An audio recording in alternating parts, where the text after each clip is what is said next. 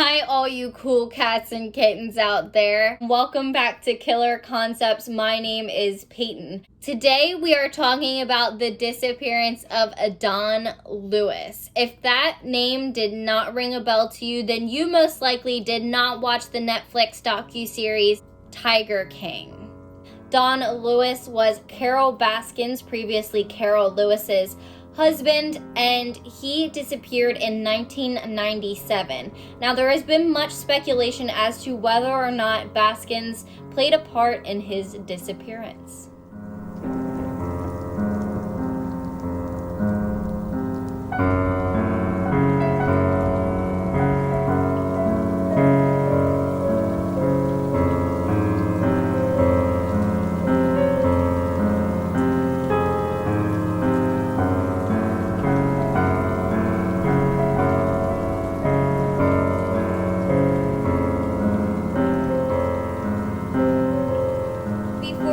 Started today, I just wanted to remind you that if you have not done so already, make sure to hit that red subscribe button down below and turn on your post notifications so that you do not miss a thing.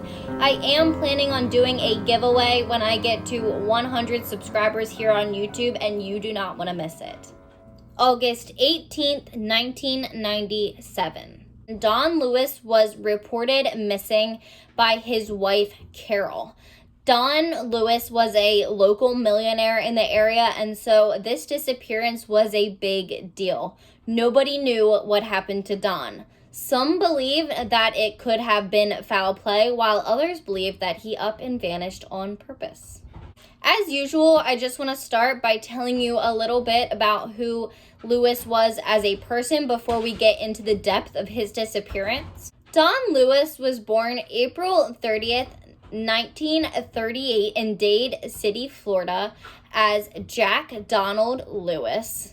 He was born to a single mother of 3 children, and she sold bread and was a seamstress for a living. The family did not have much money at all. Lewis was always very ambitious, and throughout high school, he held several jobs, including being a mechanic and working as a farmhand. Lewis was super smart, and he graduated a year early from Pasco High School in 1955.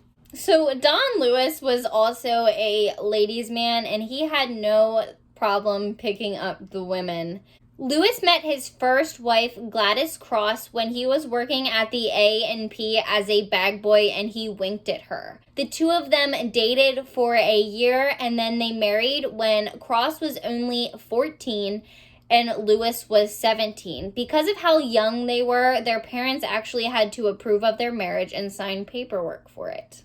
11 months after their marriage, Cross gave birth to their first daughter. Eventually, they would end up with a total of 4 children, 3 being their biological children and 1 being an adopted son. Lewis quickly became a very well-known and a very good businessman. He started hauling rock and sand in Dade City, and then soon after he bought 5 dump trucks. In the early 1960s, he then began driving tanker trucks for several large companies. On the side, Lewis began buying washing machines that were broken. He'd repair them, and then he'd sell them for the profit. Lewis also invested in used cars, and he actually made a lot of money off of them at the auctions. Next, he moved into the real estate business, where he put his brilliant business mind to use. Lewis would actually buy bad mortgages from lenders, and then he would allow the homeowners to stay in the homes for 18% interest. If the family paid him on time for 6 payments or 6 months straight, then he would sell the mortgage and he would move on. However, if they did not pay him those 6 times, he would let the home foreclose. This was just a really smart idea on Lewis's part, and all the things he was doing only helped his fortune swell. In an interview with People's Magazine, Lewis's one daughter, Petite, said, quote, "He had the Midas touch. He could walk through cow droppings and come out smelling like a rose." End quote. When Lewis met Carol Murdoch, now known as Carole Baskin, he had already amassed a small fortune. So Lewis met Carole when he was driving down the road. He saw her walking along the street crying. Baskin had just had a fight with her first husband, and she would go walk the streets to vent. Lewis pulled up to Baskin's and he asked her to get in the car, and she first told him no. So then he drove around the block once and he came back with a gun actually sitting on his passenger seat. And he looked at Carole and he told her that she could hold the gun to his head the entire time they talked. He just needed somebody to talk to. So she ended up getting in his car and they ended up talking all night. She said she really enjoyed his company, and by the end of the night, they actually ended up spending the night together. And this is when their long-term affair began, because at the time, Lewis was still married to his wife, Cross. This is not a surprise, though, as Lewis was known for having a wandering eye for women. After carrying on a very long affair with Baskin, Lewis's wife found out, and she told him that although she would always love him, she could not stay with him any longer if he was seeing somebody else. And so the two divorced in 1990. Not long after, Carole Baskin and Don Lewis married in 1991. At the time, Lewis was 53 and Baskin was only 30. So he was actually 23 years her senior. So many believed that it was due to his money that she would want to marry him. Lewis was not somebody who liked to spend his money. His previous secretary, McQueen, actually called him cheap, cheap, cheap. He just did not like to spend it. And so when Lewis and Baskin actually got married, he gave her a $14 wedding ring in a courthouse ceremony. So it was not some big wedding that most people would probably expect from a millionaire. But not long after, Lewis splurged on something that Baskin would love so much more than a ring.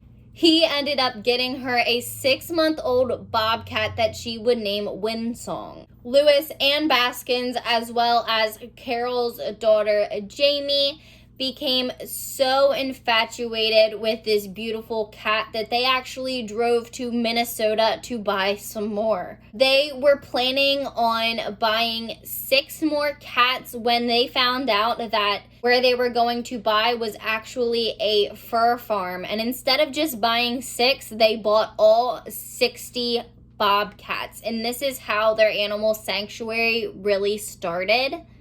So due to their growing collection of cats, Lewis purchased a 40-acre property in the Tampa area for the family to call home and to grow their animal sanctuary that they would call Wildlife on Easy Street, which would be a sanctuary for exotic cats. As the couple's collection of exotic animals grew, they started to learn more and more about the care for them as they had to research it. And the two started finding out how bad the conditions were for exotic animals in this country. And this is when Lewis started to go to auctions all over the place, collecting more and more animals, and their sanctuary only continued to grow. At one point, the couple actually renovated 4 cabins to sell out as a bed and breakfast for only $75 a night, where they would actually have tamed cats that visitors would actually be able to choose from, and they would be able to have them in the cabin overnight to spend time with. I know what you're thinking. So the Carole Baskin that we learned about on the Netflix documentary is very against cats being used for commercial use and for anything that glorifies the ownership of big cats. Well, when they first started their refuge, that was not what Carole thought. She did not know the dangers that were facing them, and so at first that's how they went about things, and then later they started to move more into saving cats from other big zoos. The family came to amass a huge amount of cats, and they cared for hundreds of them. And at first, this sanctuary was built to be a not-for-profit business, but Lewis saw it to actually be a moneymaker at the same time, and so he developed a new business out of it. And this is when he began selling big cats, which became a big problem in his relationship with Baskins. It is said that Lewis would buy big cats at auctions, and then he would start selling them to other people who wanted big cats and were fascinated by their not-for-profit status. Carole actually stated in an article for the Tampa Bay Times, quote, "That was a point of conflict between Don and I. He would always say that everything had a price," end quote. So as you can see, this is when problems started growing in their marriage. Baskins wanted to keep all of their cats, and Lewis wanted to now sell them to make money. As I have said previously, he was a businessman and he did very well with it. August 18th, 1997. Baskins would call the police department and she would report Don Lewis missing. And this is when everything began. The speculations and the allegations against her, saying that she was the one to have disposed of her husband because she wanted his fortune. So on August 17th, 1997, Lewis was actually supposed to be heading to a flight to go to Costa Rica, where he actually owned property, but there was no records of him ever getting on a flight. And so some people like to say that he did fly to Costa Rica and he wanted himself to disappear, but there is really no evidence of that, except that his 1989 Dodge van was found in an airport 40 miles from the refuge that him and his wife owned 2 days after he was reported missing. What's weird about this is that his keys and his briefcase were actually still in his car, which is stuff that you'd think he'd take with him if he was going on a flight. Some people have speculated that while he did not get on a plane there, he could have illegally flown a plane out of the airport, as Lewis was known to do. So he had actually gotten his pilot's license and he lost it not long after he had gotten it. And so he was notorious for flying planes illegally. But many people have stated that his planes were actually too small to be able to fly nonstop to Costa Rica and not have to stop at least 4 times for fuel. And so this theory does not really withstand. Also, after his van was found and nobody had seen him, his credit cards were never used. So even if he had ran off, you would still see some usage on his credit cards or money somehow. He would have to have money to get somewhere. So at the time, Baskins actually had hired a private investigator, as well as the police force was on his case. However, nobody found anything very suspicious or any clues leading to any certain suspect in his disappearance. The only thing that any investigators really found was maybe some evidence of extramarital affairs, which is not really concrete enough to blame anybody for his death or his disappearance. However, 2 months after he disappeared, police uncovered that Lewis had actually filed for a restraining order against his wife Baskins, but this was actually denied by a judge because it really did not hold any weight. So he had filed this restraining order stating that his wife had threatened to kill him, and so he was worried for his safety. However, there was no proof of any kind of battery in their relationship or any kind of violence. And so the judge pretty much just saw this as hearsay, and that's all the farther it went. And then after the judge actually rejected this restraining order, he went back in and he lived with Baskins for the next 2 months up until the date of his disappearance. That's what's so weird about Lewis's disappearance, is there really is nothing. His family has suspected that Baskins could have fed Lewis to their tigers, which is something Baskins has denied multiple times. She said that if he had been fed to the tigers, and this is also the same thing the authorities had said, that if he had been fed to the tigers, that there would be some sort of remains left over. There would be blood, there would be bones, there would have been something, and the investigators never found anything that indicated to somebody being fed to the tigers.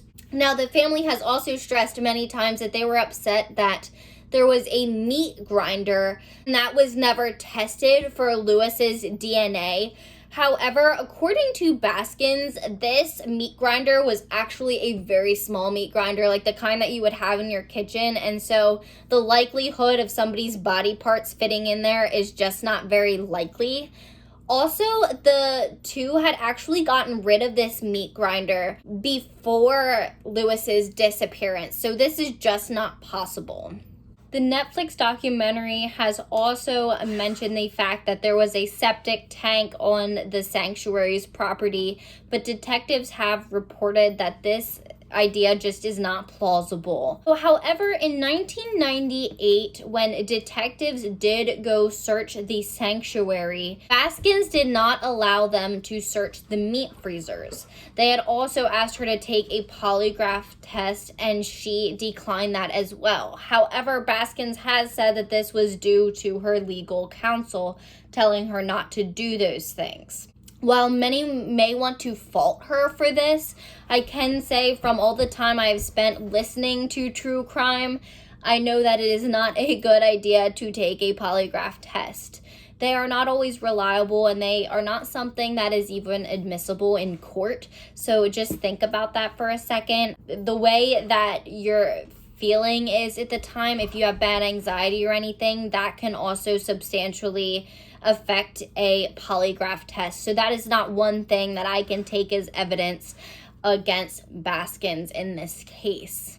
While the Netflix documentary Tiger King was very entertaining and it did have a lot of information, I just want you to know that this is not where I am getting a lot of my source material from, for the reason that I think the series was more made for entertainment and not to be 100% informative about a lot of things. And so while it did give me a lot to do during our quarantine time due to COVID-19, it is not something that I am using for my facts here, so just keep that in mind. After Lewis's disappearance, Baskins also got in a legal battle with his kids about his $5 million or more estate. A lot of people believe that his fortune was quite a bit over $5 million, but we know that it was at least $5 million worth of money. Baskins was the person on his will, and so she had gotten a lot more money than his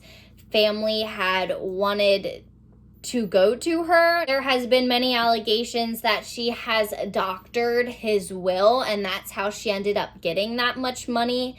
His longtime secretary had also been put on his insurance policy, which I don't know to you, but to me that is a little bit odd because it's his secretary. Yes, she may have worked for him a long time, but it just seems like a weird thing to do on your life insurance policy. In 2002, 5 years after Don Lewis's disappearance, Baskins had her husband declared dead.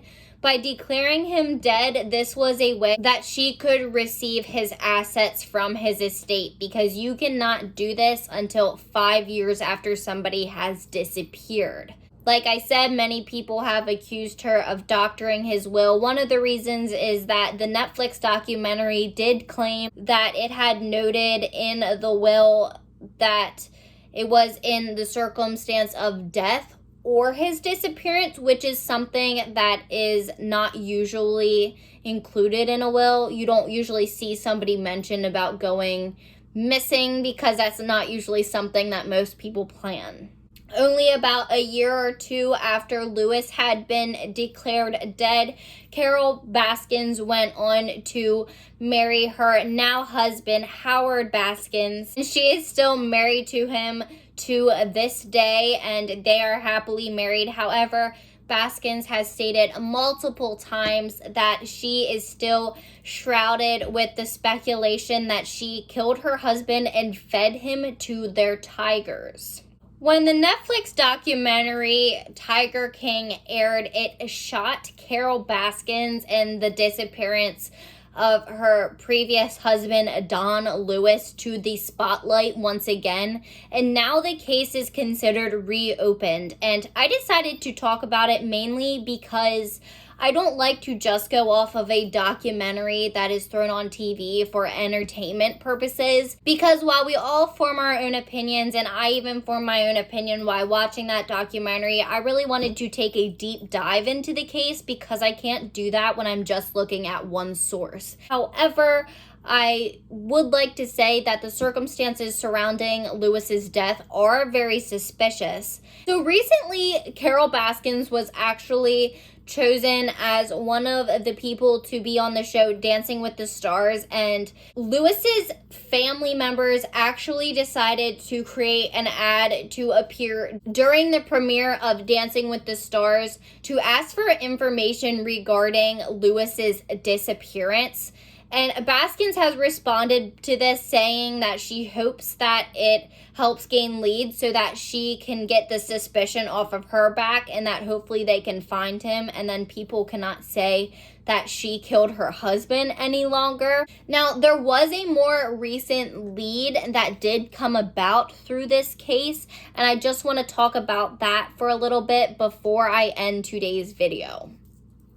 According to Fox News, in an interview with the CBS limited series 48 Hours of Suspicion, Trish Farr Payne says that she believes her previous husband, Kenny Farr, had actually played a role in the 1997 disappearance of Don Lewis.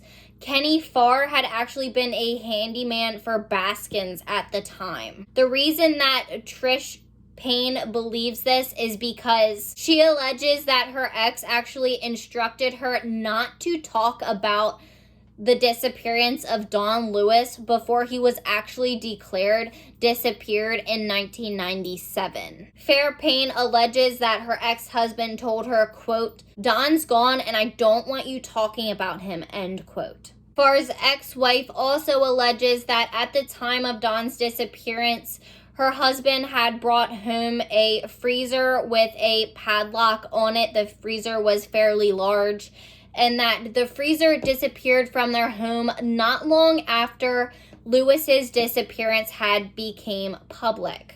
Farr Payne has stated that this is not the first time that she has reported allegations to the authorities. According to Tampa Bay Times, she also let them know in 2000 that she believed that her ex-husband had something to do with Lewis's disappearance. While I wish I had more information for you today regarding Don Lewis's disappearance, I do not. However, I would like you to take your own deep dive into the information down in the description box below. I will leave all of my links, and I want to hear your opinion on what you think happened. A lot of people do believe Carole Baskin had something to do with her husband's disappearance. However, I really want you to take a look at the facts of the case. I cannot 100% say that I believe she did it, and I cannot 100% say that I believe she did not do it, as I do not think there is enough facts that have come out yet about his disappearance, and it has been about 23 years now.